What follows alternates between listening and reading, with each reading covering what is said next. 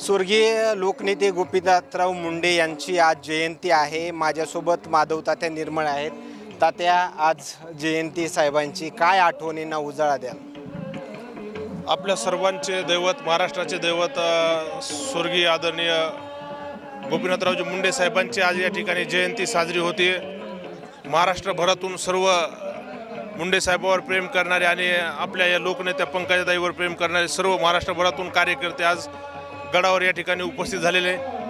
निश्चित खरं म्हणजे साहेब आपल्या सर्वांना अवेळी सोडून गेल्यामुळं हे दुःख कधीही भरून न निघणार आहे।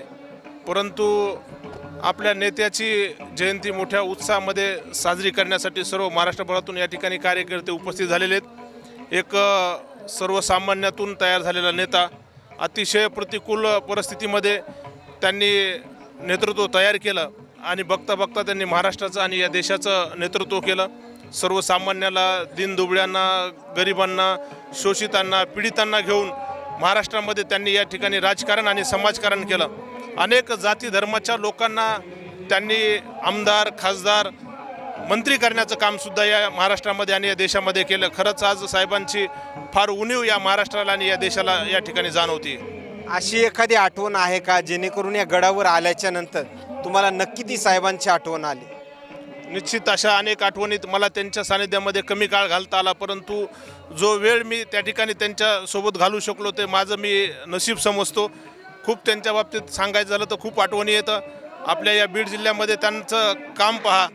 आज जरी साहेब आपल्या हयात नसले तरी त्यांचे विचार आणि त्यांचं आचरण या ठिकाणी निश्चित सगळ्यांच्या स्मरणात राहील। अशी सगळ्यांसाठीच या बीड जिल्हा नव्हे, महाराष्ट्रासाठी आणि देशासाठी आठवणीत राहण्याचं साहेबांसाठी। एक शेवटचा प्रश्न, जर लोकनेते गोपीनाथराव मुंडे हयात असते तर काय असती बीड जिल्ह्याची परिस्थिती? बीड जिल्हा निश्चित देशाच्या नकाशावर या ठिकाणी आज बीड जिल्ह्याचं नाव कोरलं गेलं असतं आणि मला असं वाटतं की बीड जिल्हा सुजलाम सुफलाम निश्चित झाला असता। ती उणीव आता कधी भरून न निघणारी उणीव आहे। मुंडे साहेबाला केंद्रामध्ये मंत्रिपद मिळालं होतं आणि मला खात्री होती की बीड जिल्ह्याचाच नाही तर महाराष्ट्राचा सर्वांगीण विकास त्यांच्या नेतृत्वामध्ये झाला असता।